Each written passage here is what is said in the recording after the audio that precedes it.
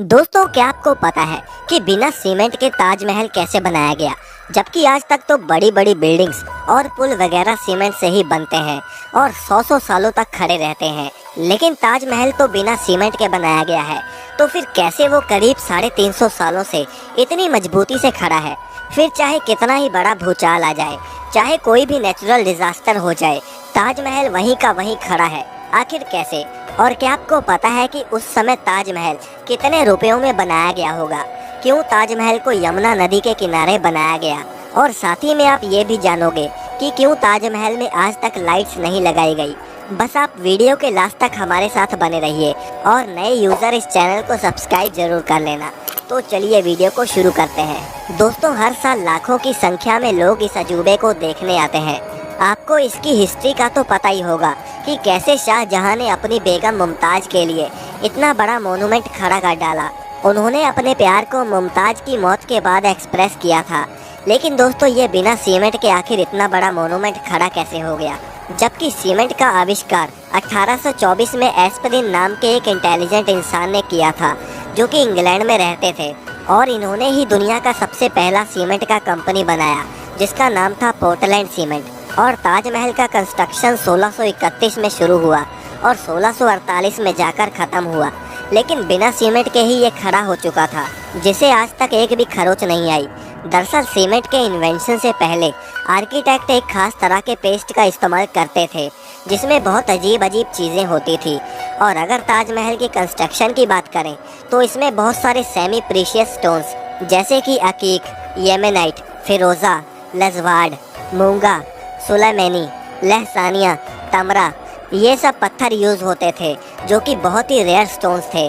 और ये उस समय Russia, Rajasthan, Uzbekistan, Iran, Israel, इन सब तरह के दुनिया भर के अलग अलग देशों से मंगाए गए थे।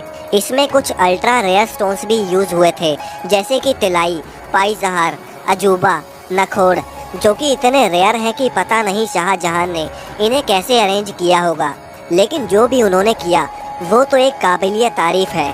और तो और जो सीक्रेट पेस्ट ताजमहल को बनाने में इस्तेमाल होता था, उसमें गुड़, बतासा, बेलगरी का पानी जैसी और भी बहुत सारी चीज़ों को डालकर पेस्ट बनाया जाता था।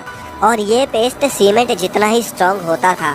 दोस्तों, जहाँ बुर्ज खलीफा की नींव बड़े बड़े स्टील के पाइप से रखी गई, वहीं ताजमहल की नींव लकड़ियों से रखी गई थी। अब आप कहीं ये तो नहीं सोच रहे कि भला लकड़ी की नींव 370 साल से कैसे चल रही है? दरअसल इसमें सबसे बड़ा रोल यमुना नदी का है। यमुना सिर्फ ताजमहल को अच्छा व्यू ही नहीं देती, बल्कि अगर यमुना नदी ना रहे तो ताजमहल गिर भी सकता है। इसमें होता यह है कि पहले के इंटेलिजेंट लोगों ने इसमें ऐसी लकड़ी का इस्तेमाल किया जिसमें चाहे जितना भी पानी लगता रहे, वो लकड़ियाँ और भी स्ट्रॉन्ग होती चली जाएंगी, वरना बाकी लकड़ियाँ नमी की वजह से खराब हो जाती हैं। और यही वजह है कि ताजमहल के खड़ा रहने में यमुना नदी का बहुत बड़ा हाथ है। और अगर यमुना नदी सूख गई तो ताजमहल भी उसके बिना खड़ा नहीं रह पाएगा। अब दोस्तों, आपने देखा होगा कि ताजमहल के आसपास के चारों मीनार एक दूसरे से परपेंडिकुलर खड़े नहीं हैं। मतलब ये कि वो स्ट्रेट नहीं खड़े हैं, और ऐसा भी जानबूझकर किया गया था। दरअसल ऐसा इसलिए किया गया कि अगर कभी जोर का भूकंप आता भी है तो वो चारों मीनार ताजमहल से दूर गिर जाए, और इस तरह भूकंप के झटके ताजमहल तक पहुंचने से पहले इन मीनारों में ही ऑब्जर्व हो जाएं, और इस तरह इस पर भूकंप का भी कोई असर नहीं होगा और वो सुरक्षित बच जाएगी। अब दोस्तों, बात करते हैं कि ताजमहल को आखिर उस समय बनाने में कितना खर्चा आया होगा।